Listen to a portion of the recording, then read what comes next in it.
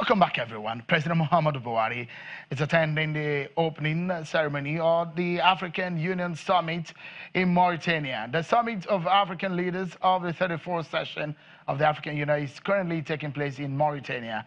Well, we did hope that we're going to be able to get the president's spokesperson to talk to us on some of the issues we were going to raise on the program today, but it looks so much that they're very busy at that summit today, but we will continue with the program tonight. And so there is hardly a week when the issue of security does not make the current news in Nigeria. The trend started years back and has remained unchanged. The herdsmen farmer crisis has lingered, with many killed and several others rendered homeless. Last week, more than 100 people were killed in some villages in Plateau State, sparking reactions from Nigerians. Global human rights group Amnesty International accused the Nigerian government of encouraging the impunity fueling the increase in insecurity in the country by failing to hold murderers to account. The group says that independently verified figures indicate that at least 1,813 persons have been murdered across 17 states, which is double the 894 people killed in the entire year of 2017. So many people have called for the sack of the security chiefs. The Senate President, Bukola Saraki, is the latest of those making the call.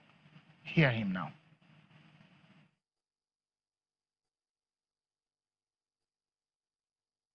The National Assembly, under my leadership, over a few months, many months back, we had seen this danger. We had called upon for a security summit.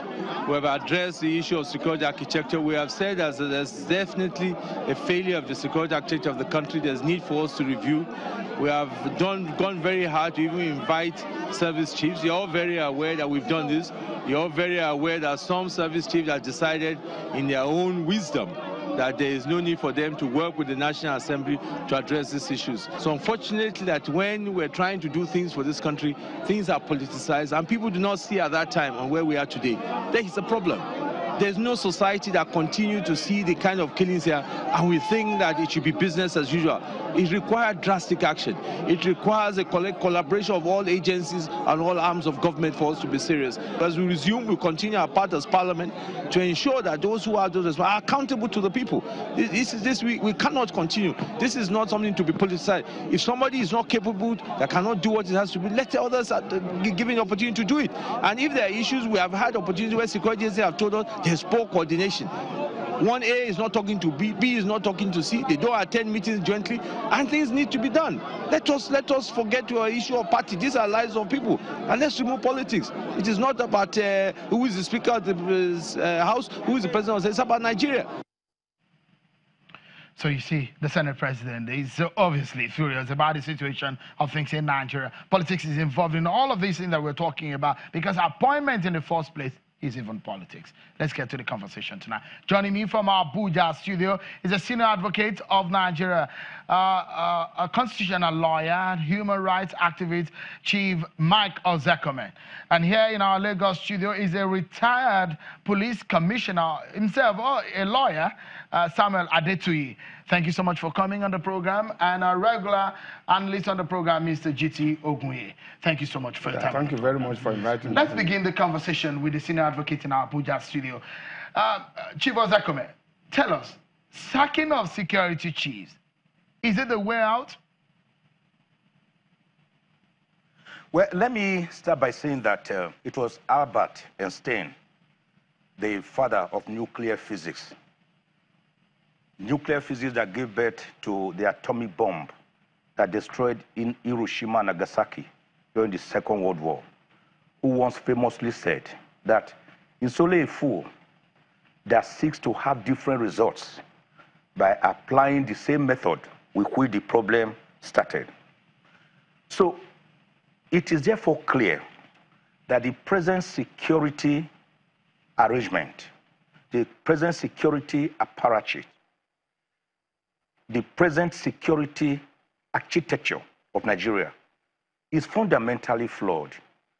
And there is therefore the need to look into it by Mr. President and rejig it if you look at what is going on, the president has himself, on some occasions, thrown up his hands and complained that his instructions were not obeyed by certain security officers. For example, he said when he told the Inspector General of Police to relocate to Benue State, he did not. Rather than do that, he went to Kaduna State. Now, if you look at sections 217 and 218 of the 1999 Constitution, and section 215, subsection 3, you will discover that Mr. President is the commander-in-chief of the armed forces of the Federal Republic of Nigeria, including the police. Therefore, if there is any intrusion in the security arrangement of Nigeria, whether internally or externally, it is for Mr. President to defend internal insurrection and external aggression so as to maintain the territorial integrity of Nigeria. But this has not been happening. What we have seen is that there has been a sorry story, a gory story of grisly murders across Nigeria on a daily basis. Nigeria has been turned into a theater of blood. Ayikwe Amas walking corpses and living dead. Everybody is afraid for his life. I have said again and again that Mr. President, although it is his right to appoint security chiefs and certain appointees constitutionally, but he should look at it carefully from the federal character angle so as to be successful. For example, the entire security apparatus as we have it in Nigeria today is definitely from one side of the country and mostly from one religion. Can they look at Mr. President, eyeball to eyeball, what in local parlance we say, koro eyes? I say, Mr. President, you are wrong here. From the Chief of Defense, from the Minister of Defense to the Minister of Internal Affairs, from the National Security Advisor to the Chief of Army Staff, to the Chief of Air Staff, to the Comptroller General of Customs, to the Comptroller General of Immigration, of prisons, even of civil defense, of immigration. All of them are from one side of the country. This does not only negate the constitutional provision for federal character, it also actually makes Mr. President to put people around him who will want to massage his ego and give him stories and news he may want to hear, which may not be the correct news on the ground. When we were growing up, Mr. Kimbaloye, we used to see herders of cows passing through our village of Ivukwe, Agenebode, in Esako. I will be singing, Malu Koga, Dabadaba Koga, Dunikota Moabo, translated, say, Malu that has hooves, cow that has hooves. They are being led by elderly men that carry sticks on their shoulders, with which they flog these animals on the road to behave. And when they will be coming, we go with their pitcher of water, we give them water, we give them granite, we give them things that we have. It was a friendly environment.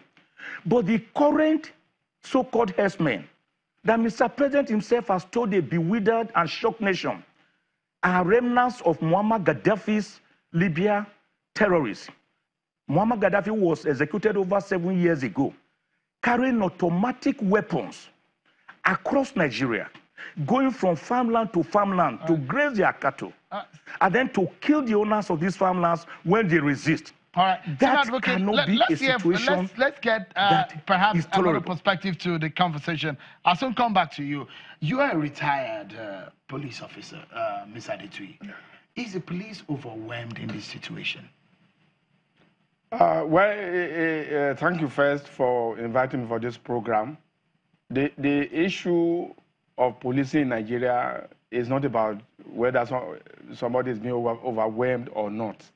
I have listened to my senior colleague. I mean, he has talked so much about just a little angle of policing in Nigeria. You know, he has looked at the human element and the fact that if the desired results are not being got, then you remove the Inspector General of Police and put another one. That, from that point, he missed the point, what we are talking about.